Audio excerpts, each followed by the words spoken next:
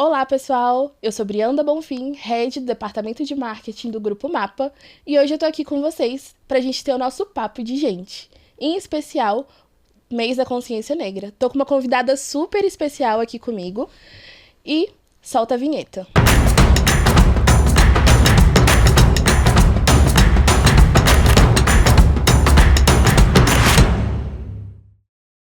Bom, para começar, eu quero falar um pouquinho do cenário brasileiro. No Brasil, a desigualdade racial no mercado de trabalho é significativa. Apesar dos negros serem maioria nos programas de aprendizagem e trainees, a presença deles em cargos de liderança é mínima. Um estudo aponta que apenas 6,3% dos cargos de gerência e 4,7% dos cargos executivos são ocupados por pessoas pretas. A situação é mais grave para mulheres pretas. De acordo com a pesquisa da Exame, o racismo estrutural e a falta de representatividade são os desafios urgentes para a população preta, que também enfrenta a maior informalidade e o menor poder de ascensão profissional. Diante disso, eu tô aqui com a Iris, quero deixar ela se apresentar um pouquinho, porque ninguém melhor do que ela mesma para falar de si, né? Sou Iris Rosete, tenho 34 anos, sou nordestina, moro em Goiás, tenho 14 anos, tenho uma história de amor aqui para essa cidade. Sou administradora por formação, especialista em gestão de pessoas e uma pessoa apaixonada em viajar, conhecer novos sabores, novas cidades. Adoro conhecer todo o Nordeste do país, né? Acho que sou apaixonada por vir de lá, por ser dessa região, sou extremamente apaixonada em desbravar as belezas que a gente tem nesses espaços. Que maravilha! Iris, recentemente você mudou um pouquinho, né? Sua carreira. Você estava em um local e agora você está em outro local completamente diferente. Conta um pouquinho disso pra gente também. Sim, eu venho passando por uma transição, na verdade, desde 2022. Trabalhei por muito tempo no segmento de shopping centers, administração de shopping.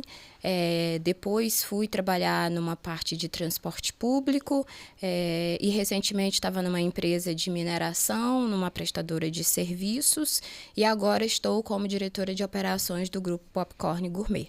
É um desafio a gente ter sempre que se reinventar, né, para entender desses negócios. Acho que da gestão em si e de pessoas tem muita coisa que é em comum, mas o desafio é a gente entender como cada negócio desse se comporta, né? Então, mas é um desafio gostoso da gente enfrentar também. Eu imagino.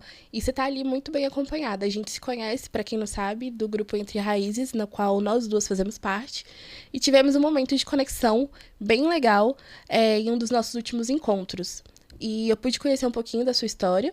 E de cara já fiquei extremamente admirada e falei, gente, a gente tem que fazer alguma coisa com essa mulher que é super potente.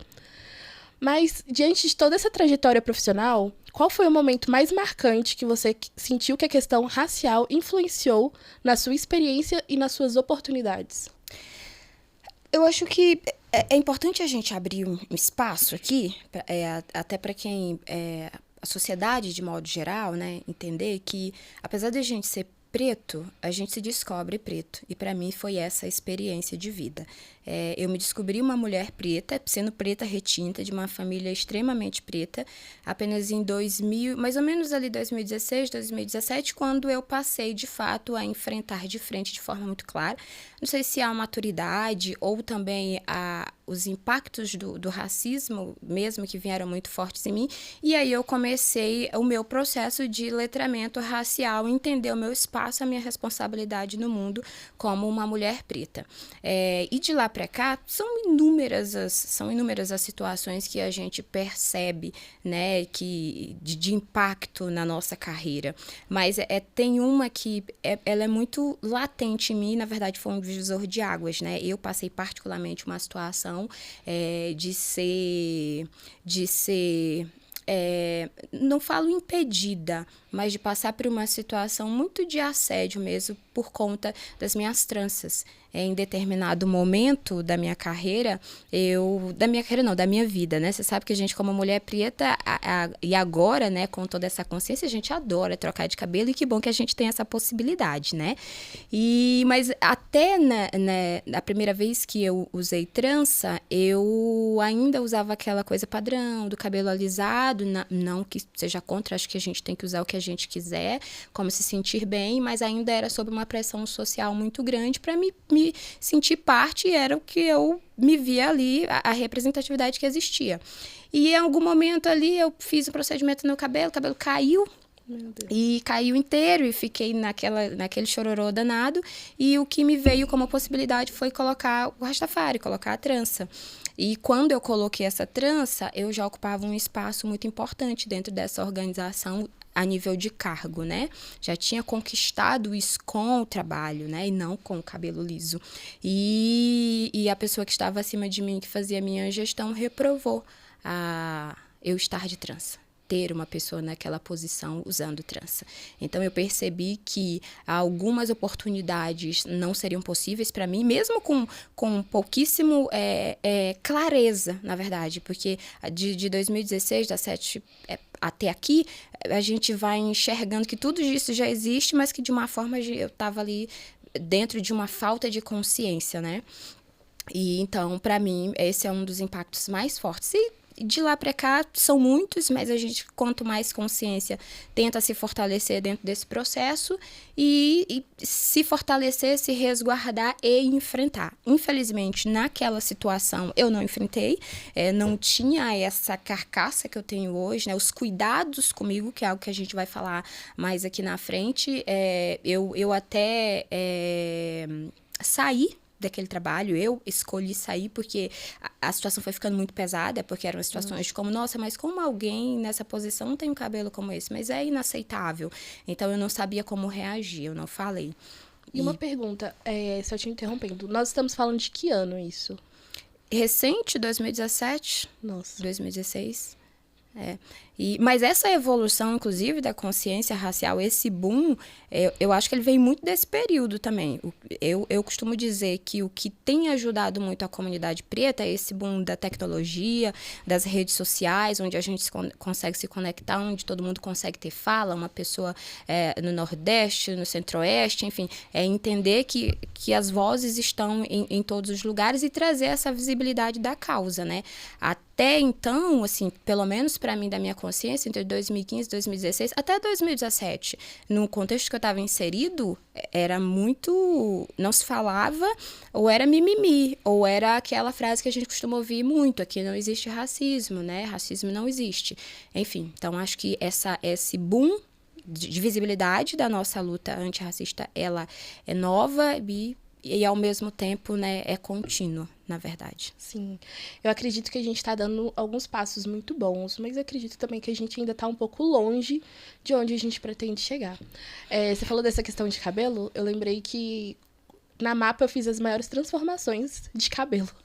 Então, eu cheguei, eu tava com o cabelo curtinho, depois eu coloquei entrelace e fiquei com o cabelo maior e escuro, depois eu fiquei loira, depois eu fiquei ruiva, sabe? E até hoje eu fico pensando, gente, o pessoal deve achar assim, gente, o que essa menina faz tanto nesse cabelo que ele não cai? Pois é.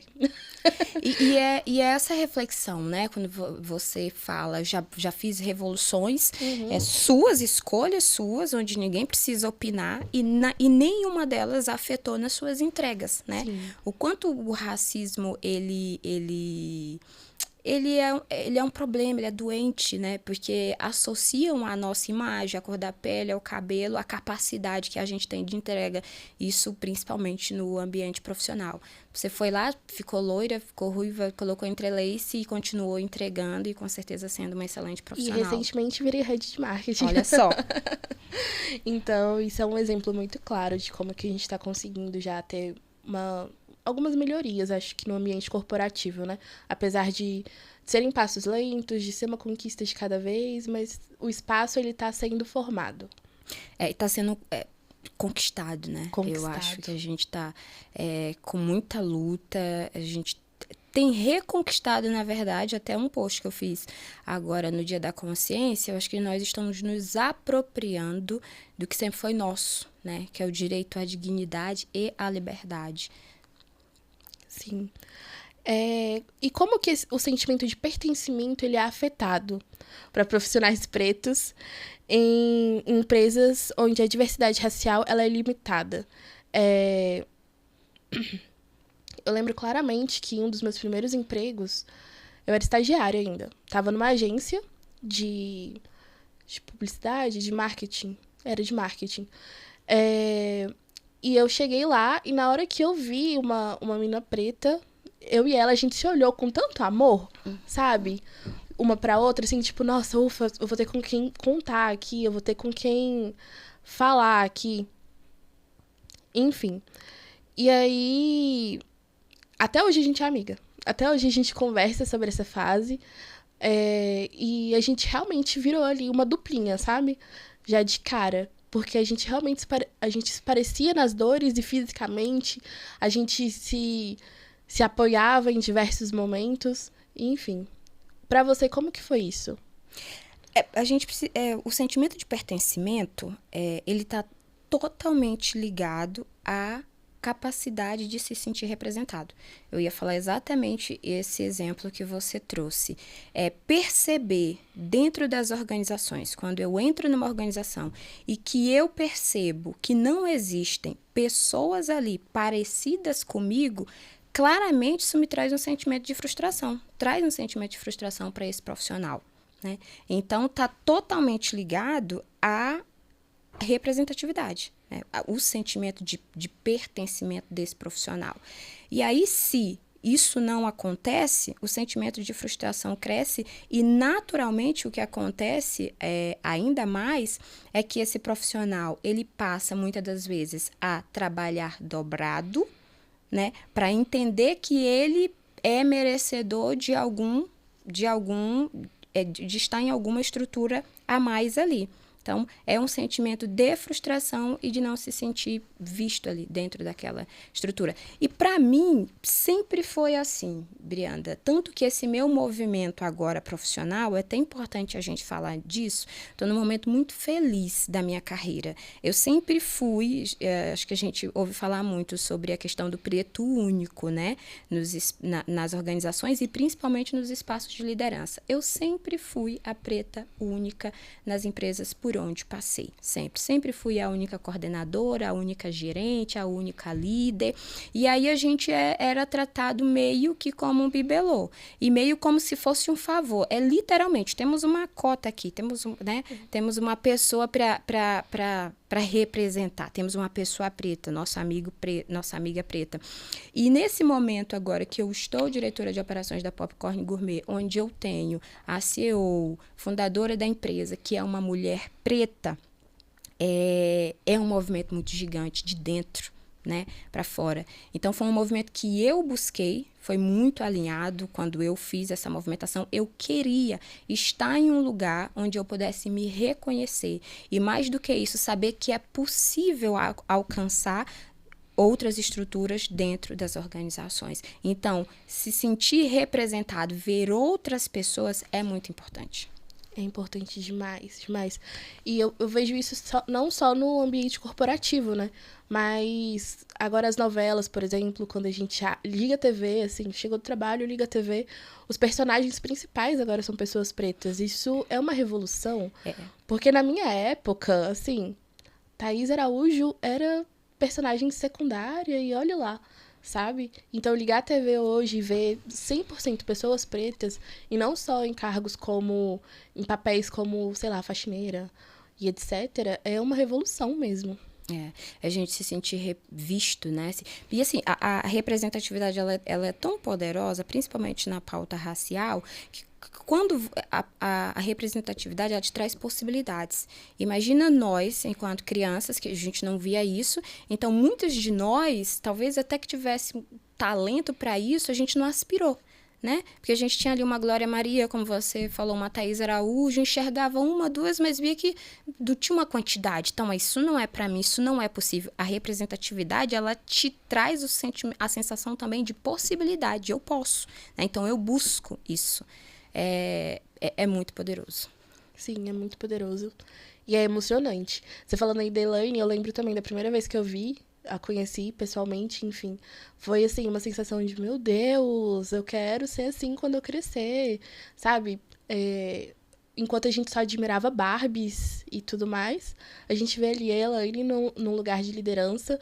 E não é clubismo, mas num lugar de liderança, conquistando espaços e chamando a gente pra vir junto com ela. Eu acho isso muito poderoso mesmo. A inclusão racial, ela é abordada muitas vezes de forma superficial. Você acha que as empresas podem ir além nas práticas e na forma como podem abordar e como podem incluir pessoas pretas? Sim, as empresas podem e devem. E a minha opinião a respeito do avanço das pautas raciais está totalmente ligado às organizações, que é onde a gente movimenta o dinheiro, movimenta as oportunidades, né? Movimenta a possibilidade da qualidade de vida da pessoa preta. Então, o que eu vejo de muito importante da contribuição das empresas é, inclusive, ter ações genuinamente efetivas, né? Para ter pessoas pretas no seu quadro de colaboradores, e mais do que ter pessoas pretas no quadro de colaboradores, ter pessoas também competentes pretas em posição de liderança, né? No poder realmente de comando, no lugar de fala, né? de voz. Então, para mim, as empresas e as organizações, elas têm hoje quase que um papel majoritário dentro desse processo de transformação. Eu também acredito muito nisso. Muito nisso mesmo. No ambiente de trabalho, como que a gente pode diferenciar entre a cultura de tolerância à diversidade e uma cultura de valorização genuína para as diferenças raciais? A tolerância, ao meu ver, ela é o mínimo, né? Acho que é o mínimo do mínimo que precisa existir em qualquer ambiente. Agora, a valorização genuína, para mim, é aquela empresa que ouve, sabe? É a empresa que dá voz, é a empresa que ouve através das pesquisas, que ouve de forma coletiva, mas respeitando também as suas particularidades e a sua diversidade.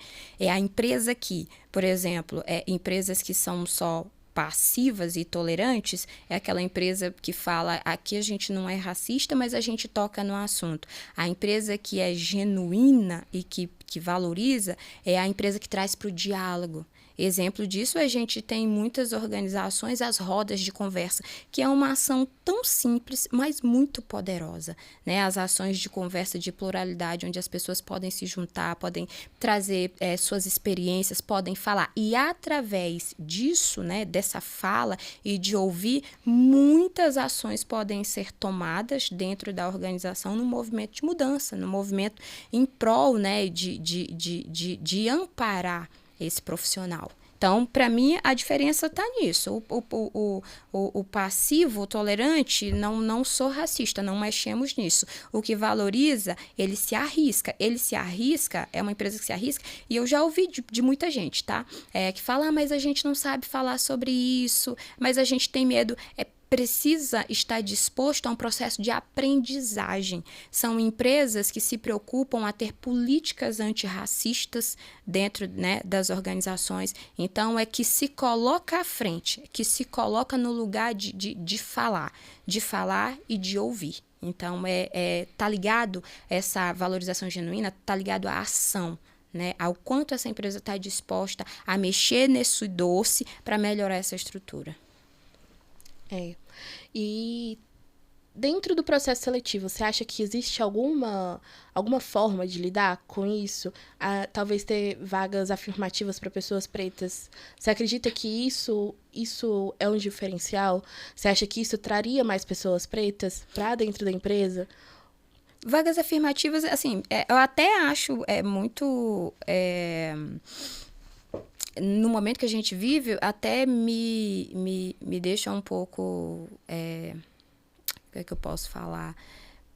Fico sem imaginar empresas que ainda não trabalham com essa ação. Porque é a base de tudo.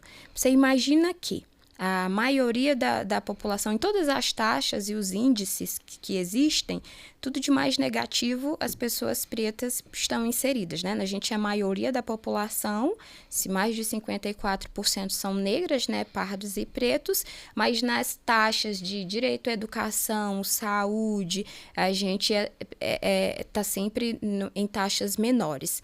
Então, se a pessoa preta tem menos acesso à educação, logo é uma pessoa que vai cursar uma faculdade com muita dificuldade, né? Talvez não vai cursar uma faculdade pública. E aí a gente vai sentindo os cortes. Se dentro do processo seletivo isso não for considerado, as pessoas pretas elas não vão alcançar esses espaços dentro das organizações. É o primeiro ponto que precisa ser revisitado. Não é sobre... não é sobre só ter uma quantidade de pessoas pretas, é sobre entender o contexto social de onde essas pessoas vêm. Então, o processo seletivo, essa sensibilidade de olhar para essas vagas afirmativas, mas reavaliando esses processos seletivos, é muito importante. A gente sabe de casos que existiam, acho que isso hoje menos até nas empresas, mas de empresas que escolhem pessoas até pela faculdade que ela cursou, pela instituição. Então, qual é a chance que a gente tem de ter tantas X pessoas pretas numa PUC? Né? Então, quando existem esses filtros, naturalmente a gente não tem essas pessoas. É importante olhar para esses filtros, é importante ter as vagas afirmativas. E aí muita gente já me questionou muito, sabe, Brianda? Mas vai trazer a pessoa preta, é uma cota. E aí a gente fala desse processo, a gente não está falando de pegar qualquer pessoa preta, a gente está falando de designar um percentual para garantir esse crescimento, mas fazer um processo criterioso por competência, né? Por competência. Porque se você deixa para o viés inconsciente, as pessoas nunca vão entrar. A cota e o percentual afirmativo é só para garantir que vai ter. Mas todo o processo é pautado em uma análise de competência e perfil para o cargo. E principalmente fit cultural. Eu acho que isso hoje em dia é o que mais desclassifica candidatos. Se a pessoa não tem capacidade de se desenvolver dentro da empresa, se ela não se imagina ali dentro, ou não vai de acordo com os valores da empresa. Então, eu também sou bem a favor disso. E a gente falou um pouquinho sobre os cargos de liderança, né? De pessoas pretas, que muitas vezes nós não temos pessoas pretas em cargos de liderança. Você acredita que esse candidato que ele tá vindo, ele vai se sentir mais inseguro? Justamente pela falta de representatividade, que é justamente a gente, quando ligava a TV antigamente, e via que nós não estaríamos ali como uma personagem principal, por exemplo. Você acha que isso impacta diretamente, que aquele funcionário provavelmente ele vai ficar menos tempo na instituição? Eu acho que isso impacta. Acho que tem dois canais. Eu acho que eu nunca estive, não tive a oportunidade ainda de estar numa empresa, de passar num processo seletivo através de vagas afirmativas. Mas eu entendo que um profissional que ele alcança uma oportunidade numa organização através de uma vaga afirmativa, automaticamente ele compreende que aquela empresa tem um compromisso de ter pessoas como ele naquele espaço. Então, acho que tem 50% daquele sentimento de, nossa, não tem dos meus lá, né? Acho que traz uma calma, uma tranquilidade para esse profissional. Mas, naturalmente, ele também vai passar por essa necessidade de se sentir representado, por essa solidão, muitas das vezes, dependendo... muito, inclusive, do cargo que ele ocupa, de se sentir só dentro de algumas tomadas de decisão. Inevitavelmente, isso vai acontecer, mas eu acredito que para a empresa, é até importante a gente olhar esses números, né? Mas eu acho que para empresas que vêm de vagas afirmativas, eu acho que já traz um pouco mais de tranquilidade para esse profissional. Sim. E muitas vezes a pressão no profissional preto é maior, justamente por ele já se comparar. Ele já achar que ele tem que estar numa posição de destaque, ele tem que estar o mais arrumado, tem que ter as melhores entregas, tem que ser o primeiro a chegar, tem que ser o último a sair. E isso, querendo ou não, traz um impacto mental, psicológico, emocional muito grande.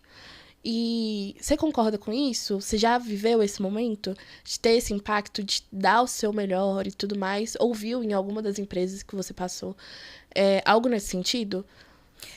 Normalmente, primeiro ponto que, na verdade, o profissional preto que está dentro desse contexto, e é uma maioria, e é uma realidade, de se sentir só, então não se sente representado, automaticamente ele entende que ele precisa se esforçar mais para conseguir se esforçar em dobro, para crescer, porque ele não vê dos deles ali. É preciso que ele passe por um processo de entendimento que não é só a quantidade e o volume do seu trabalho, mas o impacto que o seu trabalho causa. Né? Então, é muito importante que a gente consiga estabelecer limites, regras, porque senão a gente é de fato engolido por esse sentimento. Eu já passei por isso em ambientes de ter X PTO de coordenadores, uma organização de um evento, mas eu ser. E, inclusive, assim, às vezes nem de se colocar numa posição de eu vou fazer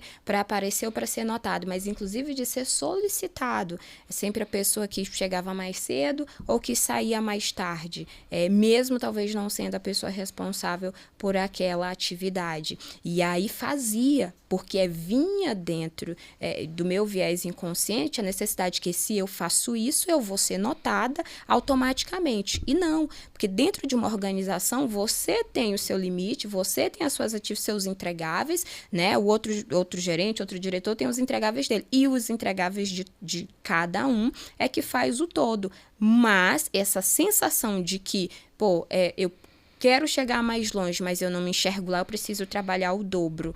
A gente num processo muito de autoconhecimento, de entender muito desse processo racial, inclusive, de preconceito racial que existe dentro das organizações. O profissional preto precisa olhar para isso, estabelecer limites, né? E entender que não é a quantidade, é o impacto, é a qualidade do seu trabalho. Sim. E às vezes a gente acaba pegando o trabalho de outra pessoa, enfim, justamente para mostrar, nossa, olha como eu faço tudo, olha como eu dou conta, olha. E é um impacto muito grande mesmo, a ponto de ter um burnout e etc. Você já passou pelo burnout? Tive ali, na ponta, né? Mas tive um momento, acho que de luz mesmo, assim, sabe? Cara, isso aqui tá chegando no meu limite. Tive 2 momentos, na verdade. Tive um momento quando eu mudei totalmente de área e ali realmente era um ambiente hostil. E aí muito velado, né? Porque se você me perguntar, Kiris, mas situação X, tal, talvez não é algo que se falado as pessoas compreenderiam. Muito do sentimento de dentro, da vivência, né? Disso de não ter outras representatividades, de ver pessoas chegando em espaços e às vezes a gente enxergando de longe que talvez não tivesse a competência necessária para aquilo. E aí comecei a me perguntar o porquê que comigo e ao mesmo tempo ter todas as respostas, né? Mas nesse momento busquei uma ajuda, né? Tive condições de buscar um apoio e comecei a fazer terapia e faço desde então. E agora, nesse meu movimento, mas um movimento muito mais esclarecido e amadurecido, que foi o de, nossa, eu acho que eu tô querendo lidar só com os problemas realmente do que é de trabalho, do que é corporativo, e não ter que ficar me reafirmando, sabe? Sim. Nossa, eu tive a primeira vez o burnout, assim, que ele quase me visitou, foi bem no momento em que eu decidi empreender. Teve uma fasezinha que eu decidi abrir minha agência e tudo mais. Nossa, e foi na pandemia também. Na pandemia todo mundo ficou meio viciado em trabalho ali, tentando ocupar a mente, acredito eu. Então, eu literalmente acordava, escovava os dentes, tomava café da manhã e ligava o computador. E aí eu parava de trabalhar só no momento de dormir. Tipo, 10 horas da noite, 11 horas da noite, eu desligava o computador e dormia. E eu não parava pra ver uma série nem nada, porque também já tinha esgotado todas as possibilidades ali dentro.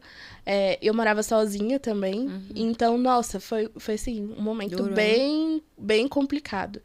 Mas também por a necessidade de mostrar realmente que eu dava conta de fazer aquilo, eu dava conta de ter a agência, eu dava conta de fazer aquilo tudo. E, gente, sério, minha cabeça... Assim, eu dormia, eu sonhava com o trabalho, sonhava que o celular tava tocando, que eu não tava conseguindo alcançar pra pegar.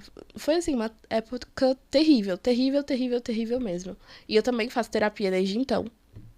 Tem sido a minha principal ferramenta pra lidar com essas questões, porque, querendo ou não, determinados momentos a gente acaba voltando pra esse lugar, né? Sim. De se cobrar demais, de achar que a gente tem que entregar demais.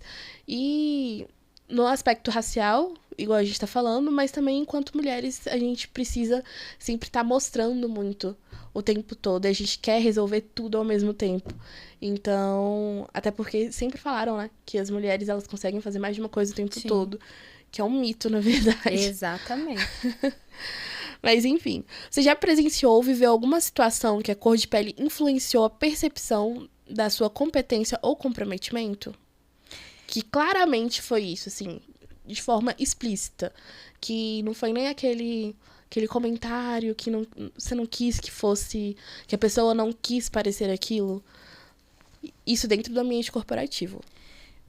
Olha, assim, são muitos momentos, sabe, Brianda? Eu acho que tem muito até, é importante a gente falar que muito do racismo e no ambiente corporativo, ele é velado.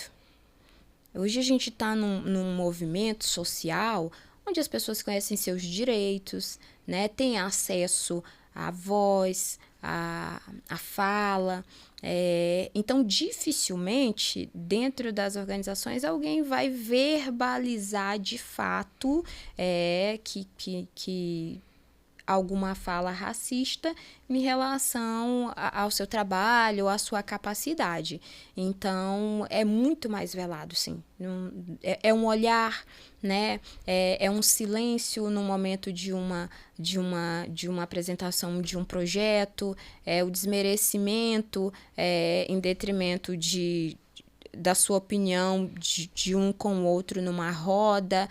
Isso são de infinitas formas, sabe, assim, de vieses inconscientes.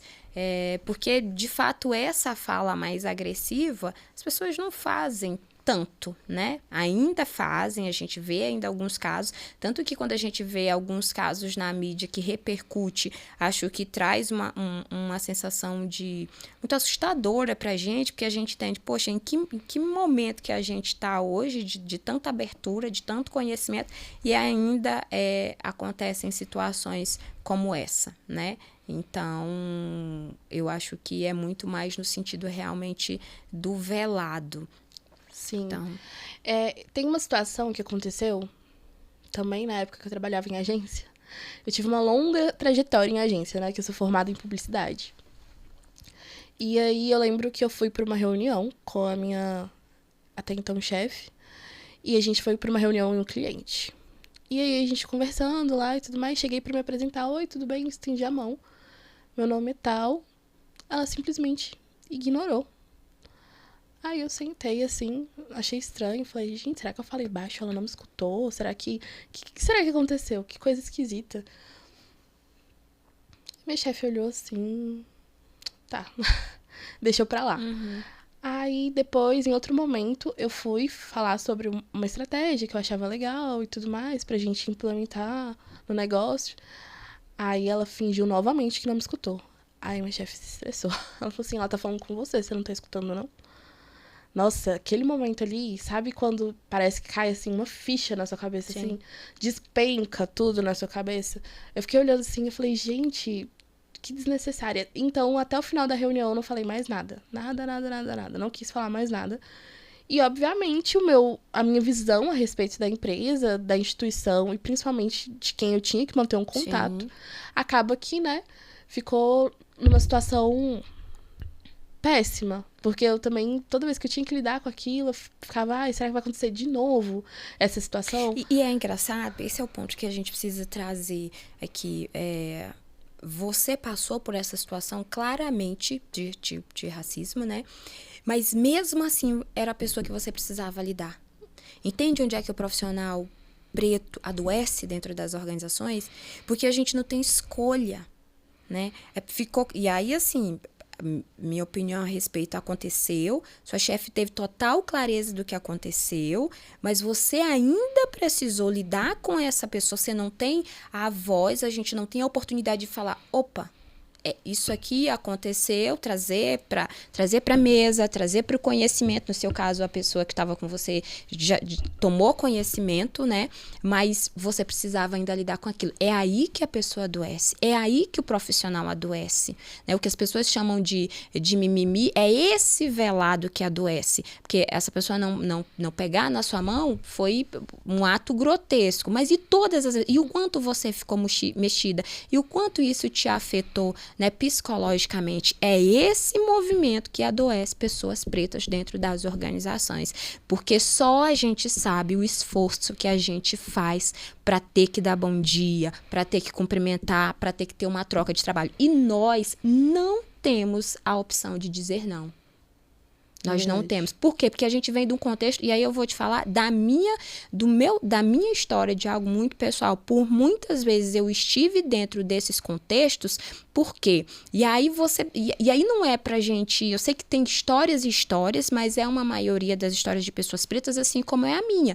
Uma pessoa que precisa se sustentar, uma pessoa que não tem pai, que não tem mãe, e aí a gente coloca tudo isso dentro de um balaio e pensa, eu não posso desistir. Pra mim, o que perpassou, e muita gente me pergunta, Iris, mas em situação tal você ficou X tempo, numa outra situação tal você aguentou 3 anos, parece até mentira, né? Como é que você aguentou tanto? Porque a gente tem tantas outras necessidades de sobreviver, mas nesse processo a gente vai adoecendo.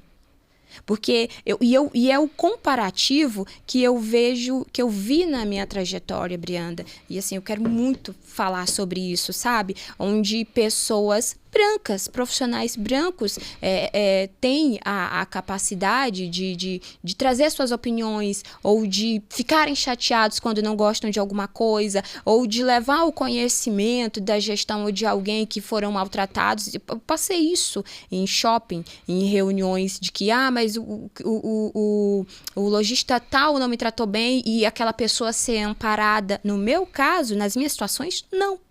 Eu precisava enfrentar, porque eu precisava entender.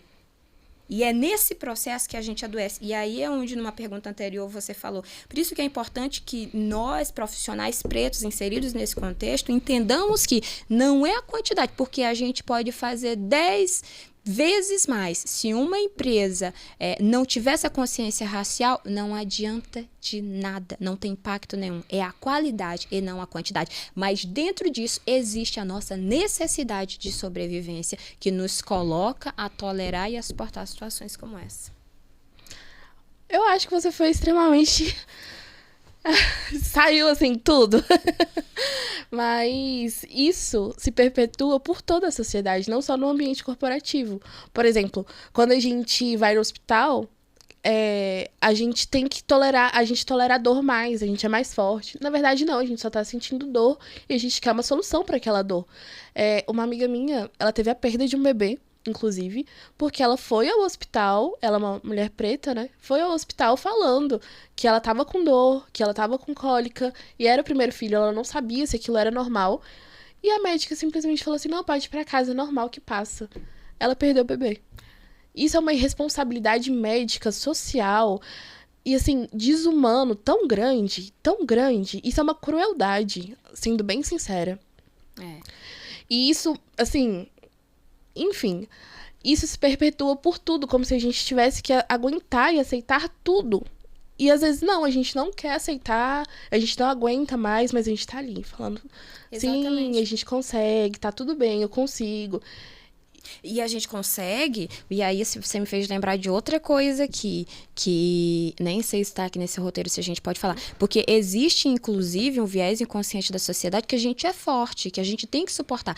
Nós já nos cobramos muito mais por conta de um contexto social. Imagina só, eu, Iris, da minha família, sou da linhagem da minha avó, sou a primeira pessoa da minha avó, da minha mãe, a conquistar uma formação superior, né? Então, tem toda uma carga que eu preciso me provar para dar certo. Vem de uma linhagem de mulheres que foram lavadoras, empregadas domésticas, nada desmerecendo esse processo, mas que para mim só sobrava aquilo.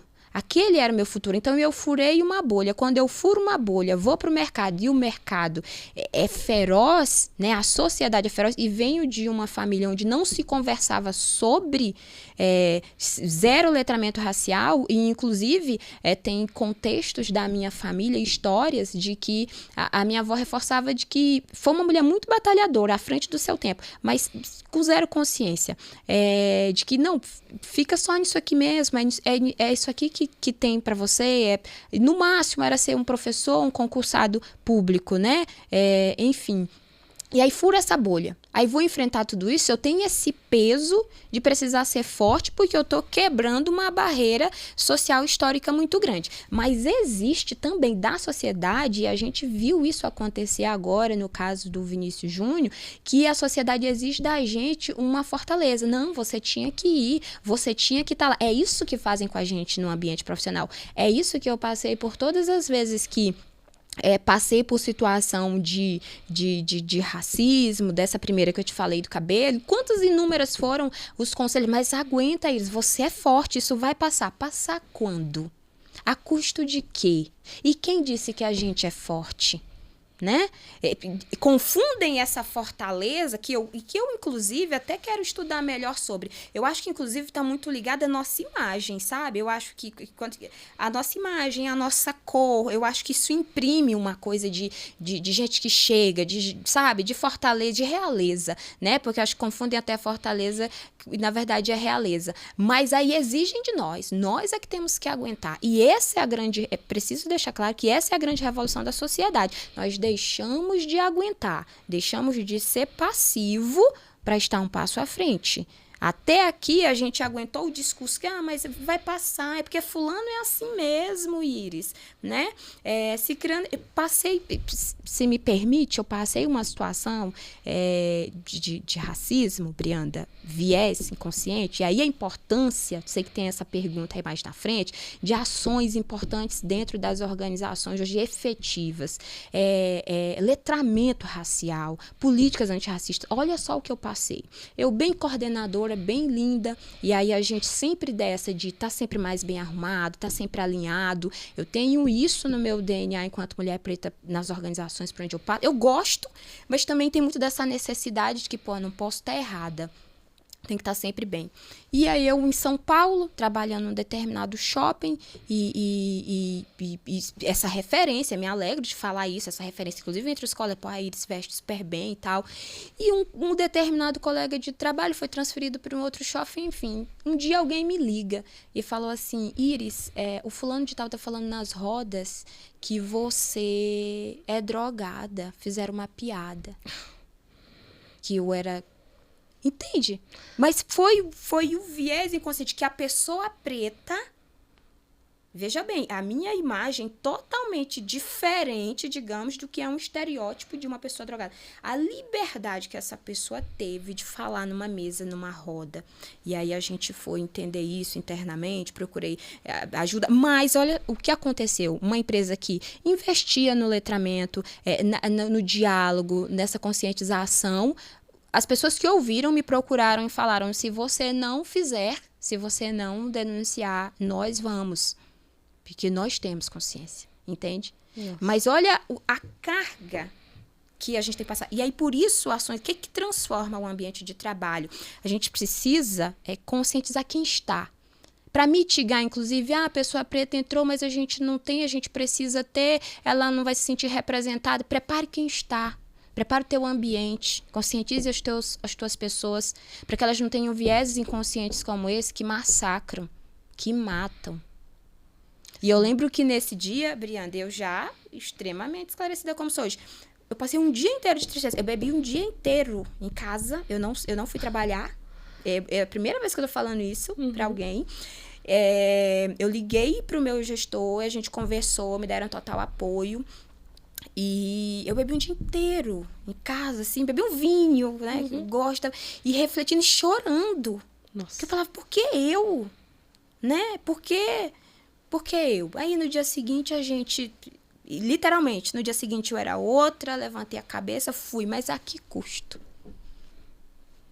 Ser forte tem um ônus muito grande, né?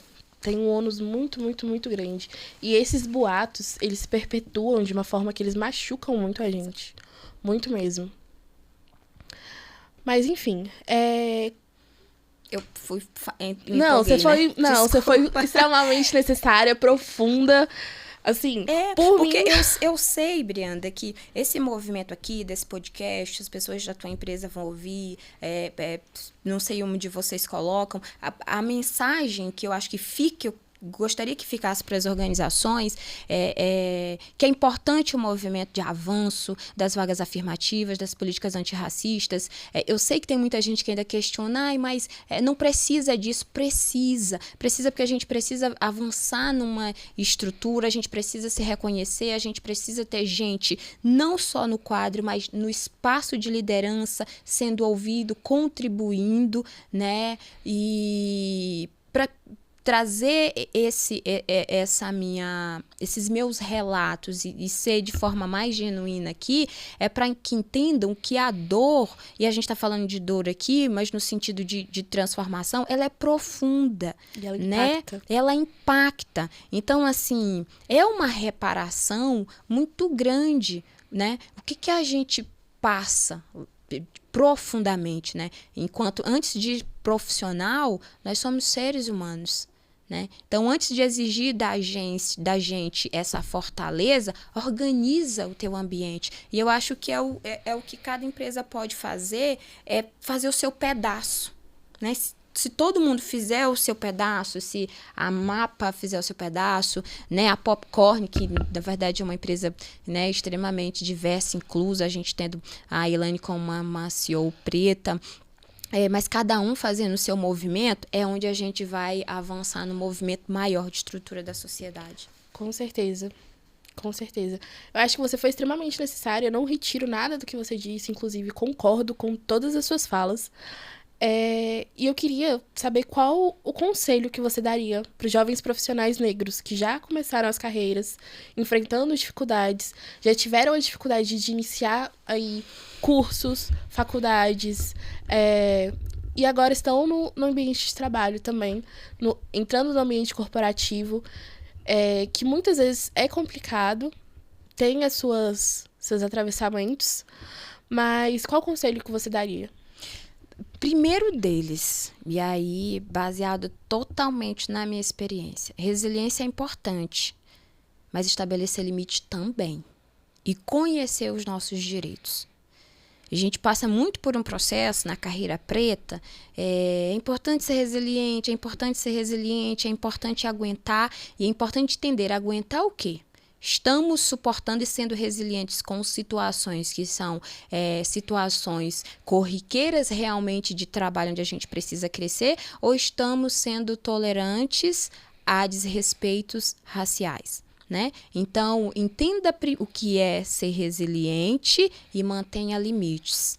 O segundo conselho é que para que a gente não desista, esse espaço é nosso por direito, o espaço corporativo não é fácil, é extremamente delicado e pesado, mas ele é nosso também, e que eu acredito numa transformação genuína desse espaço corporativo mais acolhedor para pessoas pretas.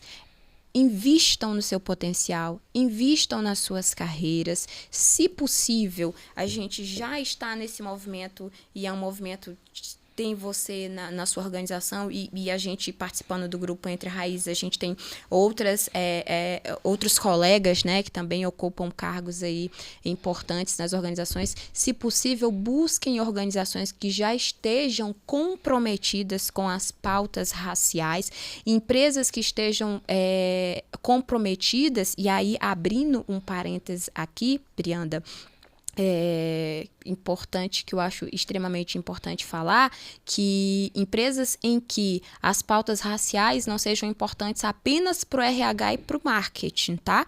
Isso é muito importante a gente falar. Eu acho que perpassou por essa fase, a diversidade era coisa do RH, de contratação. Aí depois passou para o marketing, porque é importante vender nas redes. E a gente sabe desse movimento de ter estampado ali, procure empresas onde as pautas raciais, a questão racial, ela está na estratégia do negócio. Ela está de cima para baixo, porque aí sim, quando ela sobe para a estratégia, é de fato genuína. Então, se possível, buscar organizações que já estão se movimentando, porque eu acho que tem muito mais possibilidades ali de crescimento e de ter um ambiente saudável, né? Quando eu falo de empresas que se preocupam de forma genuína, é procurar uma empresa onde você tem um ambiente saudável, porque o que é mais importante para o profissional preto, branco, que seja ele? É saúde mental, né? A tranquilidade de poder trabalhar e fazer suas entregas de forma consciente. Eu acho que você falou tudo. A gente já tá chegando ao fim. E eu queria te agradecer por ter vindo, por ter aceitado o nosso convite. Primeiramente, acredito que você é uma potência. Desde a primeira vez que eu te vi falando lá no Hub Goiás, eu te achei incrível. Não sei se foi a primeira vez, inclusive, que você foi no Entre Raízes. Acho que foi a primeira vez. Então, a primeira vez que você falou, eu falei, gente, que dicção, que inteligência, que inspiração. Eu sou muito sua fã. Sou, assim... E agora, sabendo que você tá na Pop Coffee, fico mais feliz ainda, porque eu sei que vai ser sucesso, você e a Elaine juntas. E pro pessoal, queria falar que a gente já tá chegando ao fim do nosso episódio. Quero deixar aqui pra vocês, comentem bastante nessa publicação, deixem o like, se inscrevam no canal e acompanhem os nossos conteúdos nas redes sociais, no LinkedIn, Instagram. Esse episódio também vai pro Spotify. E compartilhem com quem vocês acharem necessário. E é isso, até mais e tchau, tchau.